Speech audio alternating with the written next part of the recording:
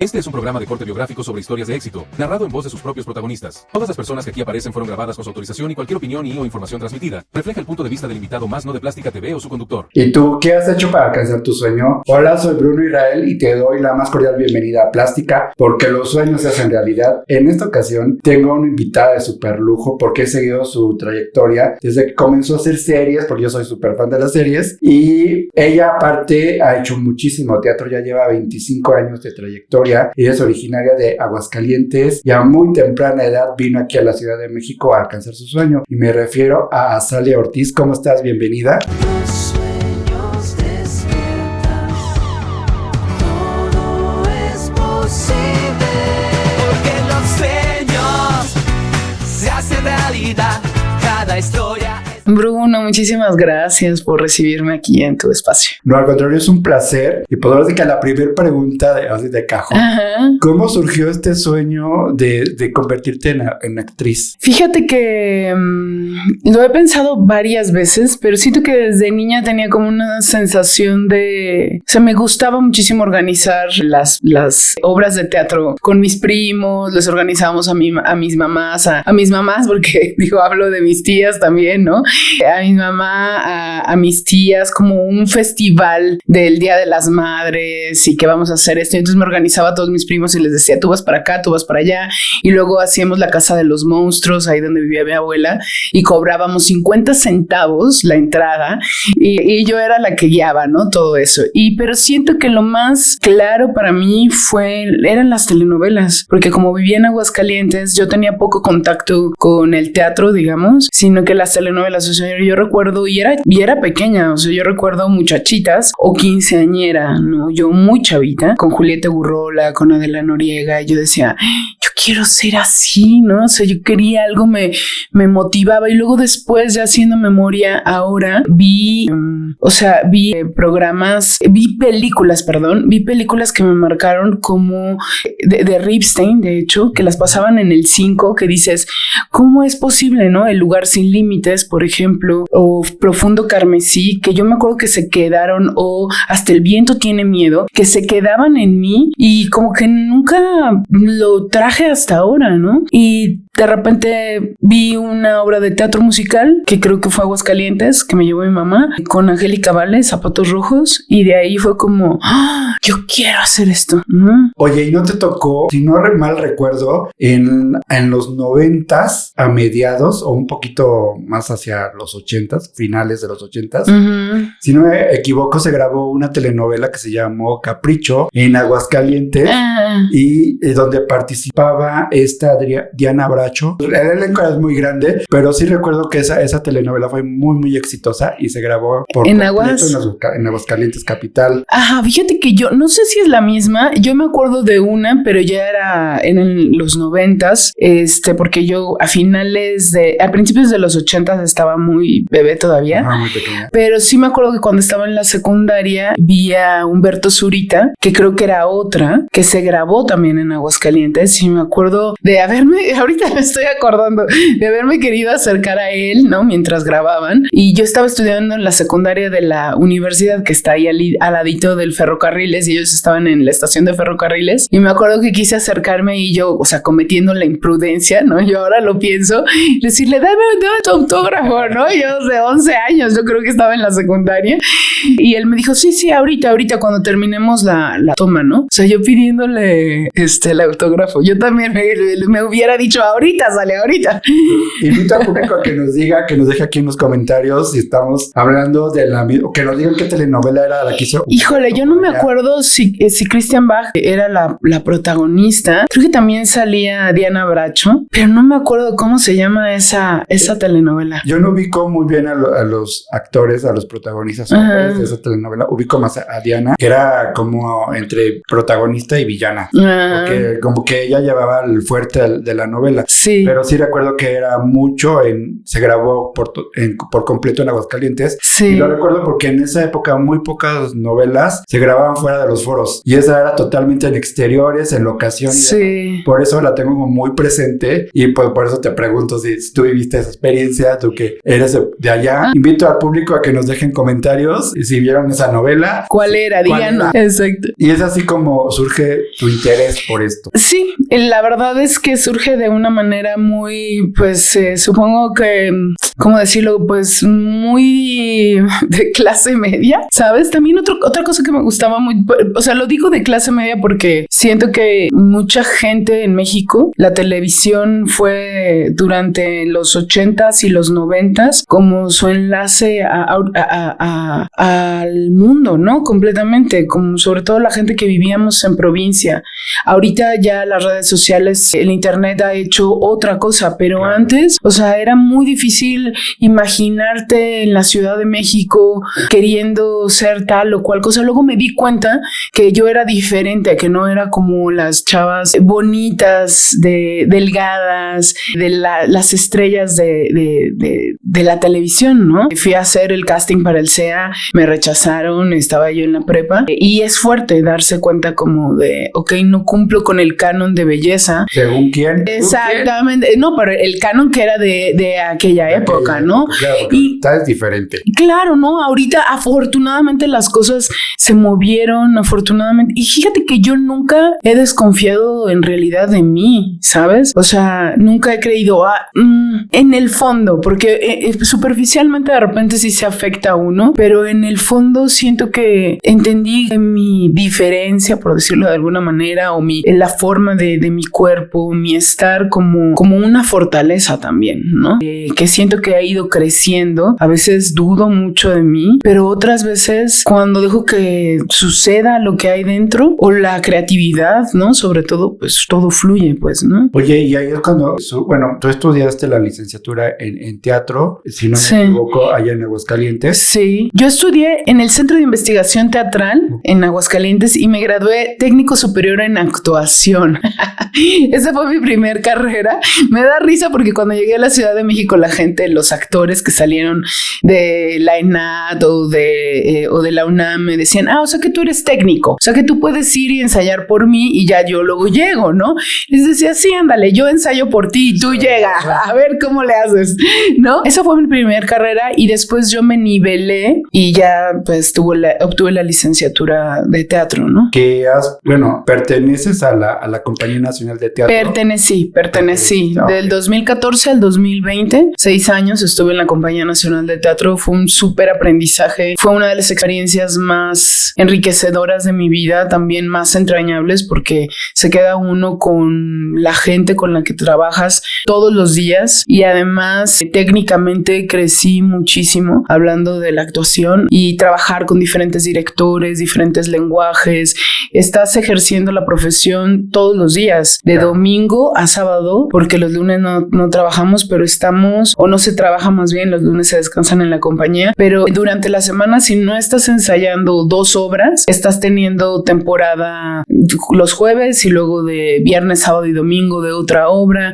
Es decir, el ejercicio continuo que ofrece la Compañía Nacional de Teatro es algo que yo no he visto en otro lado en México, excepto ahí. Que es, hablar de la Compañía Nacional de Teatro es un nivel superior, no cualquiera puede decir yo pertenecí a la Compañía Nacional. Sí. En tu caso, ¿cómo llegaste ahí? ¿Cómo te acercaste? ¿Hubo convocatoria? ¿Cómo fue? Hay convocatorias, cada 2 años se abre la convocatoria para los actores que quieren aplicar a la Compañía Nacional de Teatro. Lógicamente es importante que hagas teatro, ¿no? Porque si haces solo cine y quieres presentar puede suceder, pero es importante que tengas pues conocimientos, que estés ejerciendo pues, ¿no? La profesión en teatro pues, ¿no? Y lo que me pasó a mí es que fui invitada por José Caballero a una obra que se llama Los Grandes Muertos, en la que en la compañía en esa época, en el 2014, no había actrices de mi perfil. Entonces, ¿qué es mi perfil? Pues grandota, así grandota como soy yo.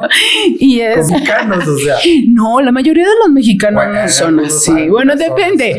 En las zonas, exacto, porque al norte sí son más grandotes y al sur somos más pequeños, ¿no? Claro. Yo me acuerdo que cuando vivía aquí los primeros años, llegaba y le decía al metro, ¿no? Estaba en el metro y le decía a las personas, disculpa, ¿me das permiso? Disculpa, ¿me das permiso? Y ahora no, es broma, de repente me di cuenta que yo le sacaba como 30 centímetros a la gente. O sea, sí, o sea, más alta. Yo mido casi 1,80 m. Entonces, sí era muy característico yo pedirle así toda grandota a las personas más chiquitas, disculpa, ¿me das permiso? ¿No? Hasta que dije, no, pues tengo que, perdón, con permiso y hablar como una mujer de mi altura. Y está padre que conservaras esa educación que muchas veces se nos ha olvidado aquí. Y la sigo conservando y la voy a conservar porque para mí cada ser humano merece todo el respeto del mundo, porque además a eso me dedico, ¿no? Entonces, bueno, para no hacerte el cuento más largo ni desviarme, José Caballero me invita a hacer un personaje maravilloso que amo, que se llama Agustina Santander Brito, que es de Luisa Josefina Hernández, una obra que se llama Los Grandes Muertos, que era literal, así en escrito estaba la gorda, la fea, con una voz hermosa, que es enfadosa, que toca el piano. Yo empezaba a tocar el piano en esa época. Tuve la fortuna de hacer a Agustina Santander Brito desde los 16 años. Era una saga. Se presentaba la obra durante toda la semana y son 12 obras y veíamos 6 obras. La gente hacía maratón para ver las obras y los personajes crecían, iban pasando en el tiempo según la obra. Y yo hice a Agustina desde los 16 hasta los 58. Entonces estuve en 5 de las 6 obras y ahí fue que conocí la Compañía Nacional de Teatro y les gustó mi trabajo y la gente me decía, aplica, y yo no iba a aplicar a la compañía porque yo me siento un espíritu libre, pero dije, bueno, voy a aplicar finalmente, ¿no? Cuando mi maestro Caballero me dijo, aplica, ya cuando me dijo él, dije, bueno, voy a aplicar, ¿no? Y apliqué la última semana y así fue, tuve mi junta con el maestro Luis de Tavira, yo estaba muy tranquila, pues siendo lo que yo era en ese momento, ¿no? Y Agustina me había ayudado mucho para eso, porque Agustina era segura de sí misma. Les recomiendo muchísimo que lean Los Grandes Muertos y si se monta en algún momento también, vayan a verla y ojalá algún día se haga serie, porque porque créeme que retrata muy bien la idiosincrasia del mexicano, de nuestra historia también, todo el clasismo que hay, nuestros orígenes. Es una obra mayor, de verdad, en serio, de Luisa Josefina Hernández, que les recomiendo mucho que la lean. Yo espero también que pronto y que algún día se pueda hacer serie. Digo, ya han hecho la serie de Pedro Páramo, si no me equivoco. Sí. Y por ahí hay otra que ahorita no me... Como Agua para Chocolate, que también es una novela, que luego le hicieron cine y ahora le hicieron serie. Sí. Pues qué padre, ¿no? Que estas grandes historias también tengan pues esa otra visión de convertirlos en un serial y podemos disfrutar y conocer a fondo los personajes. Sí. Porque en la obra de teatro que dura 2 horas o una película que dura más o menos lo mismo, pues sí los conoces, pero no a profundidad.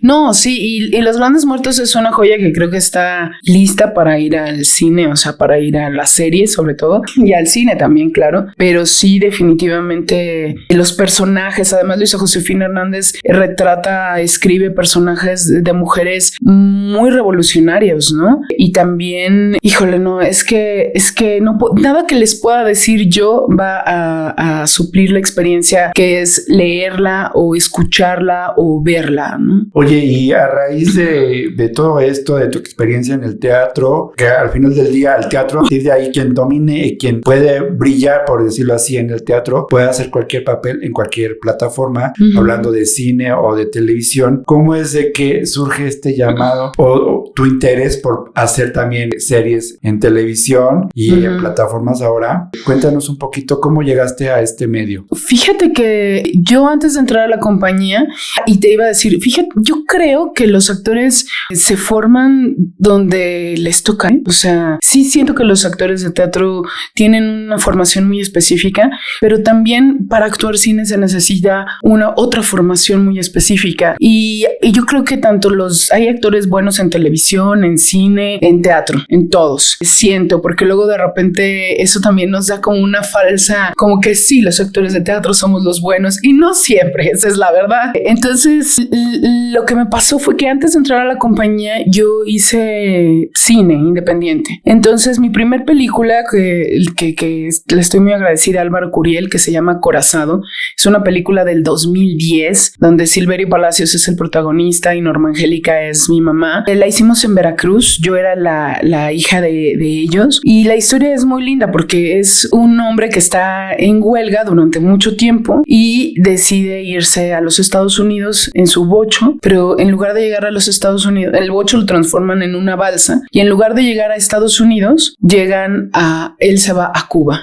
Llega a Cuba. No lo han visto, tienen que ver Acorazado, ya la pueden ver ahí en YouTube, de hecho, y entonces fue mi primer acercamiento con un largometraje. Ya había hecho antes cortometrajes, pero ese en particular me voló la cabeza. O sea, dije, ¿qué es esto? ¿Qué es este lenguaje? Es totalmente distinto al teatro, es mucho más íntimo. O sea, ese artefacto que está aquí enfrente de mí, puedo ver hasta mis pensamientos. Claro. Entonces es totalmente distinto y me enamoró el hecho de hacerlo ahí en vivo, ¿no? Además con Álvaro Curiel, que siento que es un director súper apasionado y me enseñó mucho. Y después hice otras películas de cine independiente y cuando ya decidí dejar la compañía, dije, necesito regresar a hacer cine porque sentí que había dejado algo inconcluso y regresé, pero a las series. A las series. Ajá.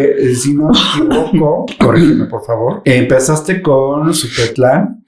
En las series no, empecé con Los Enviados. Con Los Enviados. Los Enviados, Okay. Tuve la fortuna de estar en Los Enviados, que fue mi primer personaje en series. Y bueno, fue una experiencia increíble. Increíble trabajar con Luis Gerardo Méndez y con Miguel Ángel Silvestre. Que de hecho cuando hice el casting me imaginé que los estaba viendo a ellos y luego fue muy loco verlos a ellos realmente ahí. Y bueno, es una serie de Juan José Campanella también que fue muy lindo, ¿no? Poder pertenecer a una serie de un cineasta que ha ganado un Oscar. Entonces fue como de mucho gusto para mí, ¿no? Estaba nerviosa porque también tenía que entender el lenguaje, es mucho más rápido. También me dirigieron otros 2 de los directores argentinos que vinieron a hacer el proyecto. Entonces fue un proyecto bien lindo y de ahí se han empezado a venir, ¿no? Y ahí voy.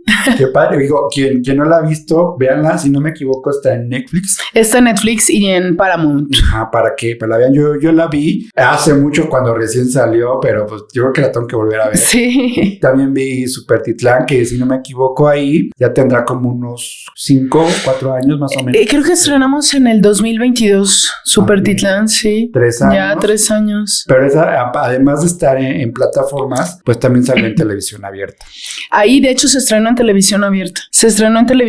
Y siento que Supertitlán es una serie que está poco valorada ahorita.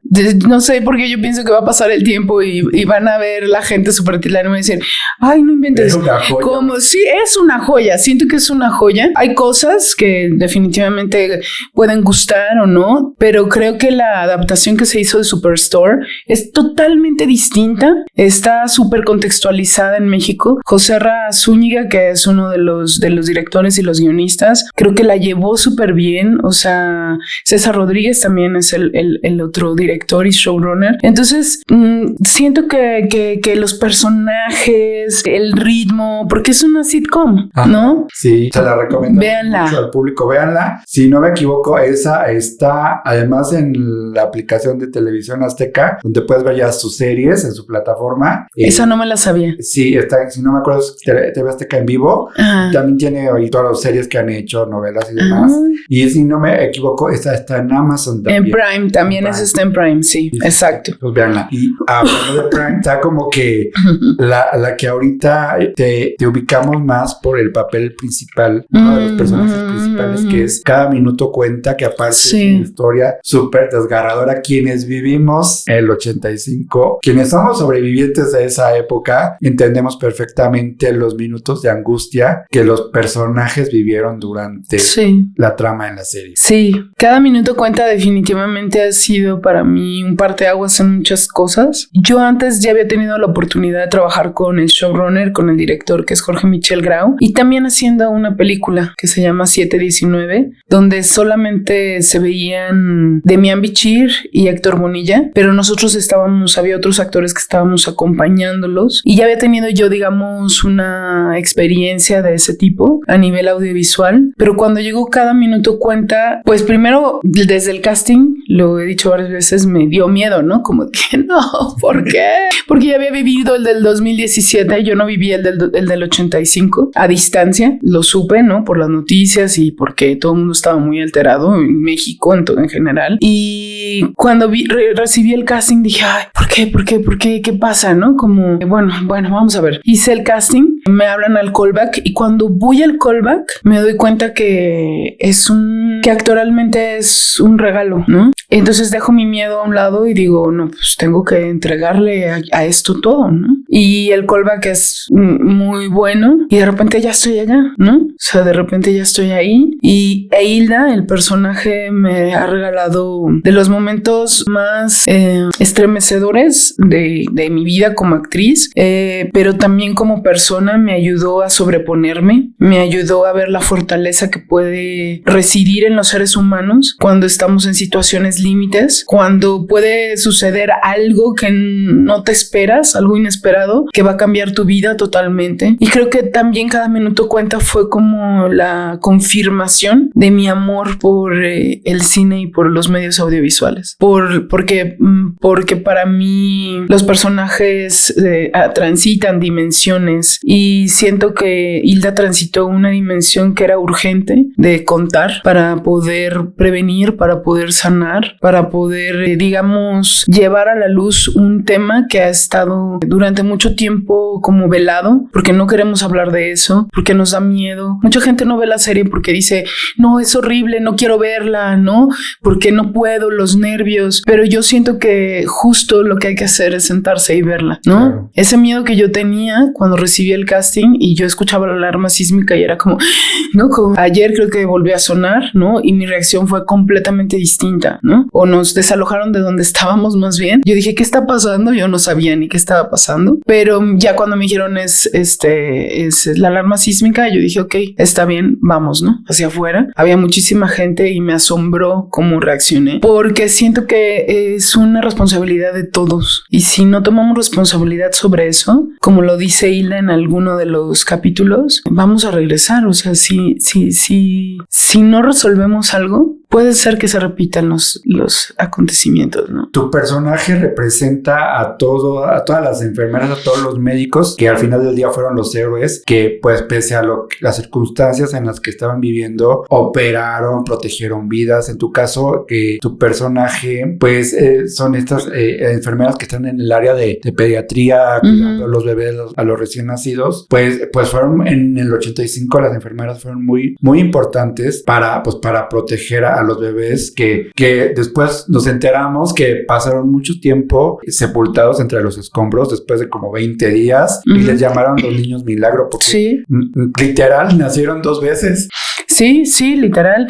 En la serie se unen algunas de las historias que sucedieron, o sea, de los hechos reales, porque la serie está inspirada en hechos reales. No es tal cual, ¿no? En algunos casos. En otros casos, sí, es tal cual. Y en el caso de las enfermeras, que en la historia se retratan en el Hospital General, sucedió. Las enfermeras hicieron cosas que ni siquiera se imaginan. O sea, si ya vieron la serie y si no la han visto, véanla. Pero hay una escena donde mi personaje tiene que salvar a otra de sus compañeras y eso sucedió en la vida real, pero, o sea, se dice que hasta quitaron apéndices. O sea, la gente estaba viviendo literal abajo en situaciones extremas y creo que esto de priorizar por la vida a costa de todo, incluso teniendo escombros encima. O sea, me emocioné. No sé qué puede ser más importante, ¿no? Que la vida. O sea, como que siento que a veces se nos ha olvidado lo importante de agradecer el día a día, ¿no? De darnos cuenta de todo lo que tenemos y también de todo lo que hemos desperdiciado y de todo lo que día a día vamos sepultando, ¿no? Por decirlo de alguna manera. Y siento que el terremoto del 85 trajo mucho dolor, definitivamente, pero también trajo vida, también trajo una esperanza de luchar por ella, ¿no? Y de hermanar al mexicano. Y sobre todo eso, porque a raíz de esos acontecimientos pues surgió que nos uniéramos como sociedad para poder tomar decisiones en ese momento, para poder salvar a más vidas, para sacar a los que estaban atrapados, se movilizaron muchos para juntar víveres. Bueno, a raíz también de ese hecho pues surgió el grupo de los topos. Han hecho mucho. Protección Civil también. Y la alarma se tardaron. O sea, fueron casi... Pero bueno, o sea, se tardaron porque la alarma creo que empezó... O sea, yo ya vivía acá en el 2000... Como 10 años. 5 más. O sea, se tardó. O sea... Pero bueno, creo que todavía no estamos preparados como para... Siempre entramos en pánico, no hay... Y tampoco cuidamos, ¿no? Como... Es decir, siento que cada minuto cuenta toca muchas fibras sensibles que no queremos ver, pero que son responsabilidad también como de nosotros como sociedad. Y además es un documento audiovisual que nos invita a recordar, donde se plasman de alguna manera historias inspiradas en hechos reales, pero muy cercanas a la realidad. Y siento que incluso es un documento histórico casi, ¿no? Como para recuérdalo. Y pues bueno, los invitamos a que la disfruten. Es un poquito intensa, dura 2 temporadas, pero si se quieren relajar un poquito después de ver esa serie, yo les recomiendo que hagan Las Azules, que ahí también tienes una participación un poquito más pequeña, pero es un género totalmente diferente. Es policíaco, el tema, porque van tras de un asesino serial. Más. No, pero véanla, Las Azules. Y ahorita ya grabamos la segunda temporada y mi personaje que se llama Chela les promete mucho, les trae unas, no puedo decir nada más, pero ya estrenamos, digo, ya se grabó, no sabemos cuándo se va a estrenar ni nada, pero ya se grabó y bueno, también está, a ver, dicen que está más buena que la primera, deben ver Las Azules. Las Azules es la historia, también está basada en hechos reales y es la historia de las primeras mujeres policía en la Ciudad de México o antes en el Distrito Federal. Y les llamaban Las Azules porque también a los hombres policías les llamaban los azules, ¿no? Entonces ellas eran las azules, literal. En el estreno de Las Azules pudimos interactuar con las verdaderas azules, con las primeras mujeres policía y bueno, está basada en eso y se juntan ahí. Esta está un poco más ficcionada, pero se juntan ahí varias historias interesantes y bueno, Fernando Robsar, que es el director y showrunner, créanme que está tan comprometido con lo que hace esta segunda temporada. Estamos muy, muy emocionados por lo que se hizo y vamos a ver. Y que les llegue pronto ya a ustedes. Yo les recomiendo pronto, de entrada que vean ahorita la primera temporada que ya está disponible en Apple TV y pues aparte retrata un México de los 70s donde tenían otra mentalidad, su forma de pensar es diferente. Sí. Entonces las personas ya mayores que vivieron en aquella época les va a traer muchos recuerdos, los va a transportar a lo mejor a una época feliz de su vida, no sabemos. Les va a traer simplemente muchísimos recuerdos. Entonces yo les recomiendo que la vean. Sí. Que la disfruten. Sí, no, porque además todo el diseño de producción, el diseño de imagen, el vestuario, todo es una belleza, la fotografía. Los peinados de la época. Los peinados, y no, mi personaje sí se peina, ¿eh? O sea, definitivamente tienen que verla.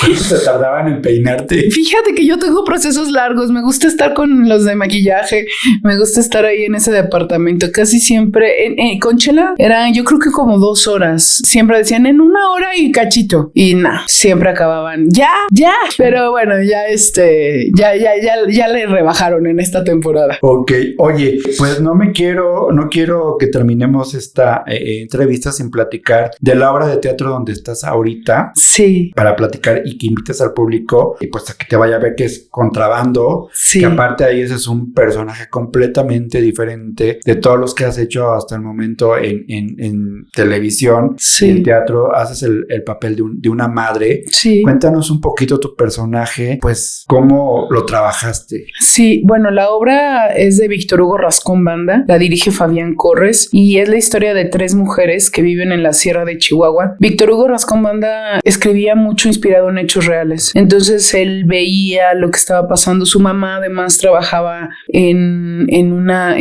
oficinas de gobierno y creo que de ahí nace Conrada, mi personaje. Son 3 mujeres que están atravesadas por la violencia, que están atravesadas por el crimen organizado. La obra no trata del crimen organizado, la obra trata de lo que les pasa a esas mujeres cuando estás en un entorno hostil y en un entorno donde parece que no hay salida. Y literal, o sea, en la Sierra de Chihuahua, en este pueblo donde vivía Víctor Hugo Rascón Banda y donde están inspirados los hechos, hay que entrar como por helicóptero, está en medio así literal y no hay salida. Y la gente intenta sobrevivir en un medio donde tenemos todo en contra a veces y siento que eso pasa también mucho en México, que sobrevivimos a costa de todo, ¿no? Que buscamos por todos los medios salir adelante. Y creo que Conrada quiere eso, salir adelante por sobre todas las cosas y se enfrenta a situaciones que están fuera de su control, ¿no? Y pierde a un hijo en este querer salir adelante y pues tiene otras cuestiones morales ella, ¿no? Se está debatiendo lo que significa trabajar en la presidencia, quiénes son la gente con la que convive todos los días, quién se llevó a su hijo o quién provocó que su hijo ya no esté más. Y esto se une con otras historias, con una mujer que el personaje se llama Jacinta, que lo interpreta Roberta Burns, que es la productora también además, y Jacinta es una mujer que pues es muy hermosa, termina siendo la reina de belleza del pueblo, pero se casa con alguien que se dedica al crimen organizado, ¿no? Entonces de repente él desaparece, en fin, y se queda ella sola con sus 3 hijas, y después está Damiana Carabeo, interpretada por Eileen Yáñez, que le pasa de todo, ¿no? Que pierde a su familia por este control del territorio, supongo, y también está Jorge León, que es como el hilo conductor de toda esta historia, que está inspirado en Víctor Hugo Rascón Banda. Entonces ya nos quedan súper poquitas funciones y los invito a que nos vayan a ver, ¿no? Dinos los días. Estamos solamente los sábados ya en el Teatro Rodolfo Sigli, que está en Coyoacán, ¿no? Entonces a las 7 de la noche. Para que estén muy al pendiente, para que vayan el sábado, porque es hasta el último sábado de diciembre, si no me equivoco. Fíjate que nos acaban de cambiar. ¿No?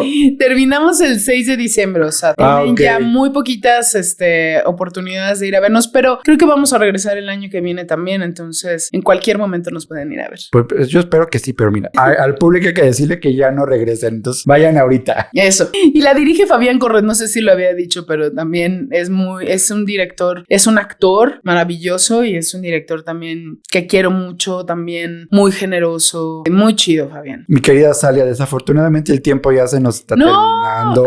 Ha sido un gusto poder platicar contigo, que nos hayas abierto tu corazón y que nos hayas mostrado también tu lado humano que tienes, no solamente pues mucha gente piensa que a los actores les encantan los reflectores, las cámaras, las luces y que son como muy fríos. Yo tengo un concepto totalmente diferente, o sea, yo creo que son muy humanos, no por nada pues pueden meterse en la piel de cualquier personaje, vivir las emociones del personaje, incluso llorar, reír, cantar, o sea, así son los actores. Y en tu caso creo que eres una actriz 360, podemos disfrutar mucho contigo en cualquiera de los personajes que has hecho. Yo invito al público a que le eche ahorita un maratón de fin de semana que había cualquiera de las series que has hecho. Ya les hemos estado recomendando algunas, que también has hecho novela y de eso no hablamos, pero ya hablaremos en otra entrevista también de las novelas que has hecho, que hasta ahorita si no me equivoco fue la de Vencer. El desamor. El desamor, que es una saga, híjole, que vence muchísimas cosas. Sí, vencer el desamor, la ausencia, el miedo. El miedo. Y tiene muchas. Tiene varias, y va para largo. Sí. Va a haber muchas historias de esa saga. Te quiero agradecer que hayas estado aquí el día de hoy, pero no me quiero ir sin que invites al público a que te siga en tus redes sociales. ¿Cómo te podemos encontrar? Claro que sí, muchísimas gracias. Me pueden encontrar como Azalia Ortiz en Facebook, en Instagram y tengo un canal en YouTube también donde de repente subo mi trabajo, donde pueden ver igual poquitos clips de diferentes cosas. Muchísimas gracias. Y yo invito al público a que nos siga a nosotros. Estamos en todas las redes sociales como Plástica TV, a que comenten esta entrevista y a que la compartan para que llegue a más público. Y pues nada, muchísimas gracias por tu tiempo este día, esta tarde o esta noche, dependiendo a qué hora esté viendo el público la entrevista. Muchísimas gracias y a seguir triunfando. Ay, gracias. Muchas gracias a ti, Bruno, por el espacio. Al contrario. Amigos, yo los espero en la próxima entrevista. Hoy estuvo con nosotros Azalia Ortiz, porque los sueños se están haciendo realidad. Es por eso que estuvo el día de hoy contándonos su historia de éxito. Muchísimas gracias. Muchas gracias a ti. Gracias. Y gracias a toda tu audiencia también. Gracias. La luz del escenario comienza a brillar. Las historias de vida nos invitan a volar. Con Bruno e Israel, la esperanza se siente. En Plástica TV, el futuro es presente. Los sueños despiertan, todo es posible. Porque los sueños se hacen realidad, cada historia